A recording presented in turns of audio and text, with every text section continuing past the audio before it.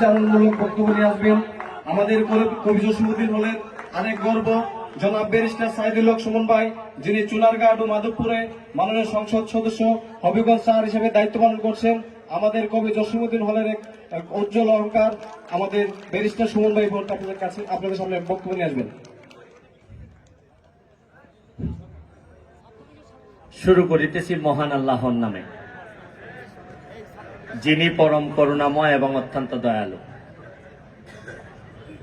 আজকের মাননীয় দুর্যোগ ত্রাণ মন্ত্রণালয়ের মাননীয় প্রতিমন্ত্রী, আমাদের জসিমউদ্দিন হলের ছাত্রলীগের প্রতিষ্ঠাতা সভাপতি, তার এই সংবর্ধনা সভায় আমাদের মাঝে উপস্থিত আছেন এলামনাই সব আমার প্রভোস্ট স্যার জাহাঙ্গীর ভাই, পুলিশের ঊর্ধ্বতন কর্মকর্তা, ছাত্রলীগের সাধারণ সম্পাদক, আমার খুব কাছের ছোট ভাই ইনানরে দেখলে আমার মনে হয় যে মানে ডাউন টু আর্থ, একদম মাটির সাথে মিশে যাওয়া একজন নেতা, আমার ছাত্রলীগের সাধারণ সম্পাদক।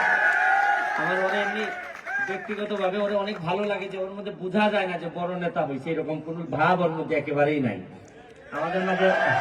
আমাদের মাঝে উপস্থিত আছে আমার ভাই সৈকত, ছাত্রলীগের ইউনিভার্সিটি সেক্রেটারি। হঠাৎ করে একদিন আমি ফেসবুকে দেখতেছি এক ছাত্রলীগের ছেলে ইংলিশে বক্তব্য দিতেছে। তা আমি পরে দেখলাম যে ও তো ছাত্রলীগের সেক্রেটারি। আমার মনে হইলো যে ইংলিশ হয়ে এখন শিখছে, আমি ব্যারিস্টার হয়ে ইংলিশ শিখতে পারি নাই। আমার কাছে মানে খুবই ভালো। এরপরে হচ্ছে কি আমাদের এখানে আমার রাব্বানি সহ এখানে যারা আছেন, আমার শাহেদ সহ এখানে সবাই আমার খুব কাছের, সবাইকে আমার ব্যক্তিগত পক্ষ থেকে শুভেচ্ছা অভিনন্দন জানাই। তা আজকে যখন আপনারা আমাকে সম্মান দিচ্ছেন, আমি কিছুটা মানে বেশি আবেগ আপ্লুত এই কারণে, 2001 সালে এই গেটের মধ্যেই ছাত্রদলের এক ভাই নাম লুৎফুর, উনি বর্তমানে উনি একজন কলেজের টিচার। উনি আমার এখানে অপমান বলছিলেন তোমারও যদি আমি এখন মারি কি করবা তুমি? তো আমি ছাত্রলীগ করতাম, হল থেকে চলে গেছিলাম 2001 সালে। তো তারপর থেকে একটা ভয় ঢুকে গেছে যে জসিমউদ্দিন হলের গেটে আসলেই মনে হয় কেউ অপমান করবে কিনা। কিন্তু আজকে আপনারা যে সম্মানিত করেছেন, আমার সকল দুঃখ কষ্ট ওই লুৎফুর ভাইয়ের উপর কষ্টটা অনেক কমে গেছে। তো যাই হোক, আমি আপনাদেরকে একটা কথা বলি যে দুর্যোগ ও ত্রাণ, আমি ভাবছিলাম যে এই মন্ত্রণালয়ের মন্ত্রীর কাজ মনে হয় শুধু দুর্যোগ আসলেই বা ত্রাণের প্রয়োজন হইলেই মনে হয় এই মন্ত্রণালয়ের মন্ত্রীর প্রয়োজন পড়ে। তো এইবার যখন আমি এমপি হিসাবে আমার এলাকায় গেলাম, আমার পিআইও বলল যে আরে আপনার আসল কাজ তো ওই দুর্যোগের মন্ত্রীর কাছে, আপনি ওনার পিছনে পিছনে লাইগা থাকবেন, তাইলে আপনি এলাকার বেশি বেশি ব্রিজ এবং কালভার্ট, আপনারা জানেন যে গার্ডার ব্রিজ এবং কালভার্ট ওনার মন্ত্রণালয় সবচেয়ে বেশি।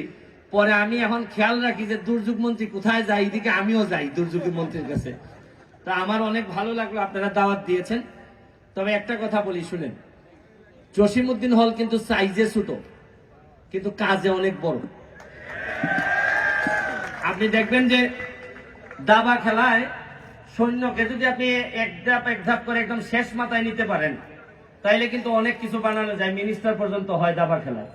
আমার কাছে মনে হয়েছে জসিমউদ্দিন হলের ছাত্ররা ওই সৈন্যের মতো নিরীহ থাকে, কিন্তু ভালোভাবে পড়াশোনাটা শেষ করতে পারলে এদেরকে মিনিস্টার অনায়াসে বানানো যায়। এটা আমার একটা মনে হয়েছে যে জসিমউদ্দিন হলের ছাত্রদের। আর আমার ব্যক্তিগত অভিজ্ঞতা থেকে বলি, হল ছোট হওয়ার কারণে সাহস বা প্রতিপত্তি জসিমউদ্দিন হলের কম থাকলেও নিরীহ হওয়ার একটা মজা আছে। আমি আমার জীবনে ঢাকা বিশ্ববিদ্যালয় থেকে যেসব ছাত্রদেরকে সবচেয়ে বেশি সফল হইতে দেখছি, তাদের বেশিরভাগই আমি ছাত্র বয়সে সবচেয়ে বেশি নিরীহ থাকতে দেখছি। এই জন্য আপনাদেরকে অনুরোধ করব যে যারা রাজনীতি করেন বা যাই করেন, নিরীহ থাকবেন আমার ইনানের মতো। দেখবেন যে শুনেন, জমিনে কে সম্মানিত হবে তার ফয়সালা হয় আসমানে। আমি বিশ্বাস করি যে নিরীহ থাকেন, মানুষের জন্য কাজ করেন, মানবিক কাজ করেন। আমি কিন্তু জীবনও বুঝি নাই যে 44 বছর বয়সে আমি এমপি হব। আমার কাছে মনে হয়েছে 3 মাস আগেও আমি জানতাম না আমি এমপি হব।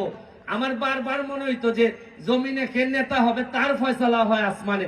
আমার কাছে মনে হয়েছে মানুষের দোয়ায়, আসমানের ফয়সালায়, মানুষের জন্য কাজ করতে করতে আজকে আমি এমপি হয়ে গেছি। আমি এখনো জানি না কিভাবে কাজ করতে হয়, আপাতত মহিব ভাই শরণাপন্ন হয়েছি, দেখি আমার কতটুকু ওনার পিছন পিছন ঘুরতে ঘুরতে চলে আসছি। আপনারা ভালো থাকবেন, সুস্থ থাকবেন। আর বিশেষ করে আমার চুনারঘাট মাধবপুর 24টা চা বাগান আছে, 2টা ফরেস্ট এরিয়া আছে, আপনারা অনেকে হয়তো চিনেন, সাতচুরি এবং কালেঙ্গা। আমি আপনাদের কাছ থেকে এক বছর সময় চেয়ে নিচ্ছি। আগামী বছর আপনাদের আমার এলাকায় দাওয়াত দিয়ে নিয়ে যাচ্ছি। আমি আমার এলাকার মানুষকে বলছিলাম যে আমি যদি এমপি হই তাহলে উন্নয়নের ইতিহাস বদলাই দিব, আর আমার এলাকার মানুষ ইতিহাসের মধ্য দিয়ে আমার এমপি বানাই দিছে। আমি 1 বছর সময় নিয়ে আপনাদেরকে দাওয়াত দিয়ে যাচ্ছি, দেখবেন একটা এলাকারে কিভাবে পর্যটনে রূপান্তরিত করতে হয়, এইটা আমি আপনাদেরকে দেখাবো। এবং আমার বিশ্বাস জসিমউদ্দিন হলের ছাত্র হিসাবে আপনারা যারা আছেন তারা হয়তো আমি সাবেক ছাত্র হিসাবে আমাকে নিয়ে গর্ববোধ করবেন। আর মাননীয় দুর্যোগ মন্ত্রী যদি আমাকে একটু সহযোগিতা করেন, এটা আমার জন্য অনেক বেশি সুবিধা হবে। জয় বাংলা, জয় বঙ্গবন্ধু।